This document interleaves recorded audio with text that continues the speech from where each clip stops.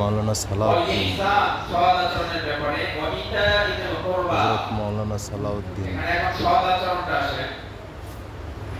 সৎ আচরণের ব্যাপারে আল্লাহ সুবহানাহু ওয়া তাআলা কেমন নির্দেশ দিলেন আমাদেরকে? সৎ আচরণ আমরা কার কার সাথে করব? সকলের সাথে সৎ আচরণ আমাদের করতে হবে। ন্যায় পরায়ণতার ব্যাপারে যেরকম আমরা কঠোর থাকবো, আচরণের দিক থেকে সৎ আচরণের দিক থেকে আমরা ঠিক সেই রকম ভূমিকা পালন করব যেরকম ভূমিকা আল্লাহ সুবহানাহু ওয়া তাআলা এখানে পালন করতে বলেছেন। আমরা ইহসান শব্দের অর্থ করে থাকি খেদমত করা। ইহসান শব্দের অর্থ খেদমত করা নয়। ইহসান শব্দের অর্থ হচ্ছে সৎ আচরণ করা। আমার আচরণটা কেমন? আমার আচরণে মানুষজন সন্তুষ্ট না অসন্তুষ্ট? আমার আচরণে মানুষ সন্তুষ্ট না অসন্তুষ্ট, এটা আপনাকে বাছাই করতে হবে যে আসলে আমার আচরণগত দিকটা কেমন, আমাকে মানুষ কোন চোখে দেখে। তাহলে আপনি যদি আপনাকে নিজেকে ন্যায়পরায়ণ হিসেবে দাবি করেন এবং সৎ আচরণকারী যদি আপনি নিজেকে বানাতে চান, তাহলে আপনার প্রতি আল্লাহ সুবহানাহু ওয়া তাআলার দ্বিতীয় নম্বর অর্ডার হচ্ছে তুমি মানুষের সাথে সৎ আচরণ করবে। হোক সে ভিন্ন ধর্মে, হোক সে ভিন্ন দলে, সকলের সাথে সৎ আচরণ করতে হবে। এই অর্ডার কার বলেন তো? আল্লাহ এটাই বলছেন, বলে তোমরা সৎ আচরণ করবে।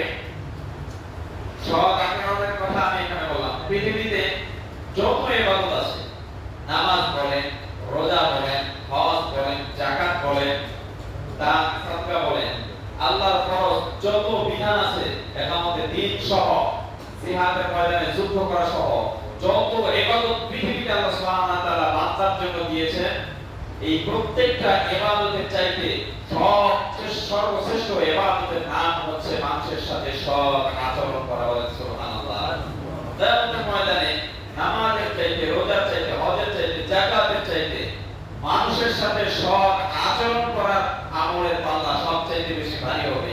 সুবহানাল্লাহ। তার মানে আল্লাহ নবী বলেছেন যে মানুষের সাথে যে সৎ আচরণ করবে কিয়ামতের ময়দানে, এই আমলটা নেকির পাল্লায় যখন আল্লাহ দিবেন, তোমার নামাজ, রোজা, হজ, যাকাত সকল কিছুর চাইতে এই সৎ আচরণের পাল্লাটা সেদিন ভারী হয়ে যাবে। সুবহানাল্লাহ।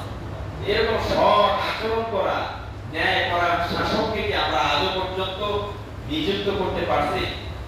যার কারণে শ্রমিকরা শ্রমিকের মূল্য পাচ্ছে না। আপনি গুগলে সার্চ করেন শ্রমিকদের মূল্যের ব্যাপারে, যে আসলে একটা শ্রমিকের প্রাপ্য মূল্য এখন কত হওয়া দরকার। আপনি প্রত্যেকটা যারা যারা এই ব্যাপারে পোস্ট করেছে সবাই বলেছে, এই পোস্টগুলোতে বেশিরভাগ মানুষ পোস্ট করেছে যে সর্বনিম্ন ৩০,০০০ টাকা হওয়া দরকার এক একটা শ্রমিকের মাসিক আয়। ৩০,০০০ টাকা যদি একটা শ্রমিকের মাসিক আয় হয়, তাহলে পার পে তার কত পড়ে? ১,০০০ টাকা। আমাদের দেশের শ্রমিকরা হচ্ছে সবচেয়ে বেশি সুবিধা বঞ্চিত। আর আমাদের দেশের হুজুর আর ইমামরা, মসজিদের মুয়াজ্জিন, খতিবেরা, এই দুই সেক্টরের মানুষগুলো সবচেয়ে বেশি সুবিধা বঞ্চিত। করা বলেন ঠিক কিনা? ঠিক। এক নম্বরে হুজুর, দুই নম্বরে শ্রমজীবী মানুষ, শ্রমিকরা। এদের ন্যায্য পাওনা আমরা তাদেরকে দিতে পারি না। এই যে দ্রব্যমূল্যের ঊর্ধ্বগতি, আপনি ভালো কাজে ভালো চলছেন, কিন্তু এই শ্রমজীবী মানুষটার বাড়িতে একটা মেহমান আসবে, এই মানুষটাকে ভালো করে সম্মান করতে পারে না, আদর আপ্যায়ন করতে পারে না, কারণ তার অভাবের কারণে। আপনি যে পরিমাণ অর্থ তাকে দেন আপনার দিনমজুরি খাটার কারণে, আল্লাহ যেভাবে দিতে বলেছেন আমরা কিন্তু সেভাবে দেই না। আল্লাহ রাসূল সাল্লাল্লাহু আলাইহি ওয়াসাল্লাম যেভাবে আমাদেরকে আদেশ করেছেন, আমি কিন্তু এই কথাটাই বলেছিলাম যে আল্লাহ কিন্তু এগুলো আমাদেরকে আদেশ করেছেন, এগুলো আমাদেরকে আদেশ করেছেন করতে, আর আমরা কিন্তু এই আদেশ পালন করি। আদেশ করেছেন সদাচরণ করতে, আদেশ করেছেন মানুষদের প্রাপ্য অধিকার তাদেরকে ফিরিয়ে দিতে, কিন্তু আমরা কি তাদের শ্রমিকদের প্রাপ্য অধিকার ফিরিয়ে দিতে পারি? মুয়াজ্জিনদের প্রাপ্য অধিকার তাদেরকে ফিরিয়ে দিতে পারি? ইমামদের পারি। এরা সবচেয়ে সুবিধা বঞ্চিত। আসেন, শ্রমিকেরা এখন যারা মাঠে কাজ করে, শ্রমিক, জেলেরা যারা দৈনিক কাজ করে, এদের বেতন কত? আমাদের গ্রামে সর্বোচ্চ কত? ৫০০। এখন সর্বোচ্চ ৫০০। সর্বোচ্চ যদি ৫০০ হয়, মাসে আর কত ইনকাম হয়? ১৫,০০০। একটা শ্রমজীবী মানুষ কি গোটা মাস কাজ করতে পারে? না। মানে ৩০ দিন কাজ করতে পারে না। এর দেখা যায় যে ১০ দিন বা ১৫ দিন কাজ করলো বা ২০ দিন কাজ করে এরপরে বাকি দিনগুলো কিন্তু বসে থাকতে পারে।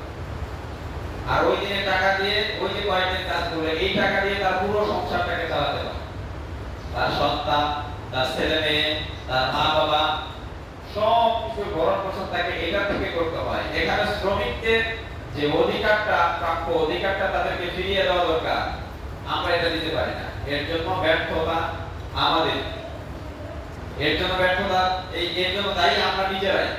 কারণ আমরা এই যে এদের মূল্য, এদের মূল্যায়ন যারা করবে, কেউ আর বেকার থাকবে না, শ্রমিকেরা ঘরে বসে থাকবে না, তারা প্রত্যেকেই কাজ পাবে, তারা বাড়িতে বসে সময় কাটানোর সুযোগ পাবে না। কিন্তু আমরা তাদেরকে তো ওই দায়িত্ব তাদের উপর চাপিয়ে দিতে পারি না।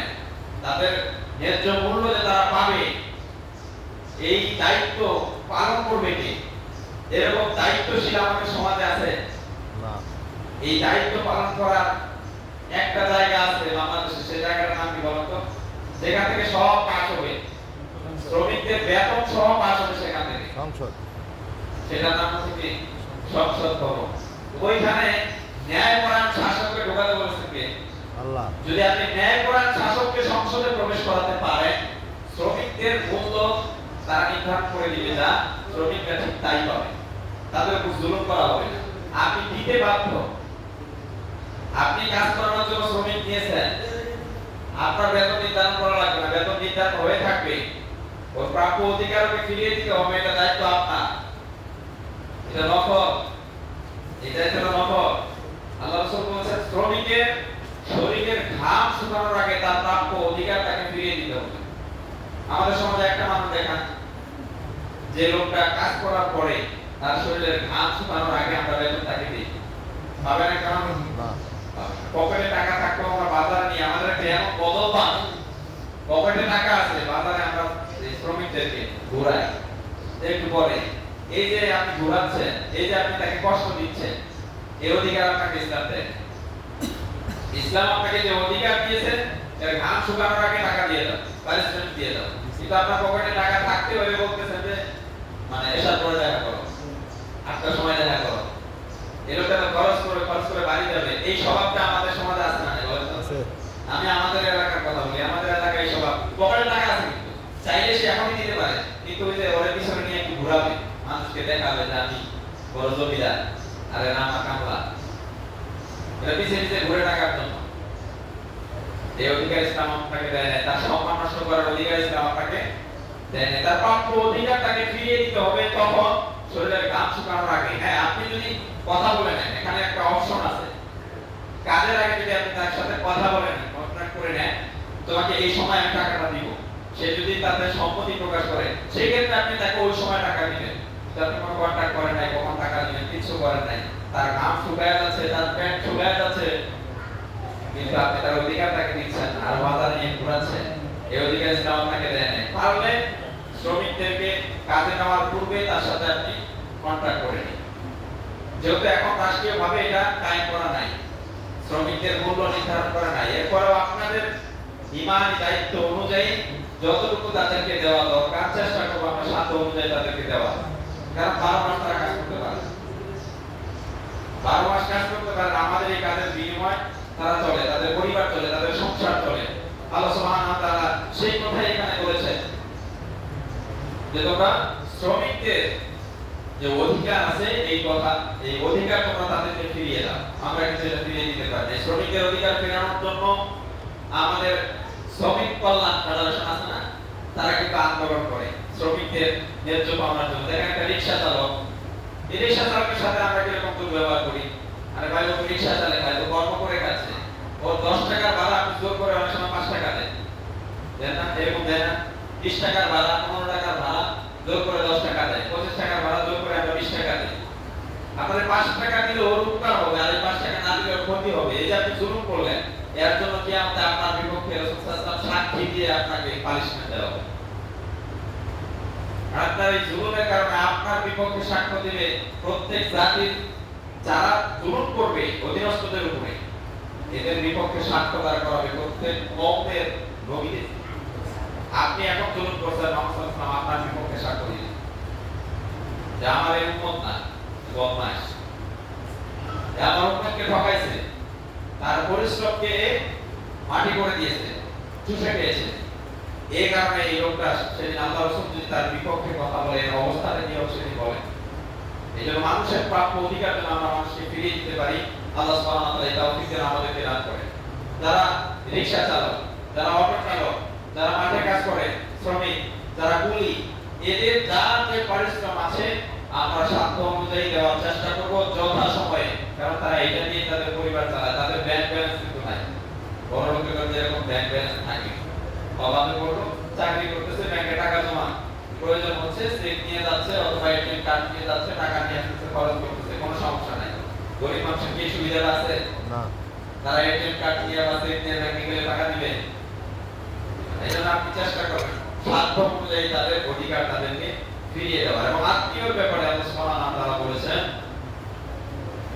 যে ওয়াইতা ইযুল কুরবা, এবং তুমি যে দান করো আত্মীয়দেরকে, নিকট আত্মীয়দেরকে যে তুমি মাসে মাসে দান করো। এরকম অনেক মানুষ আছে প্রতি মাসে তাদের গরিব অসহায় মানুষদেরকে দান করে, অথবা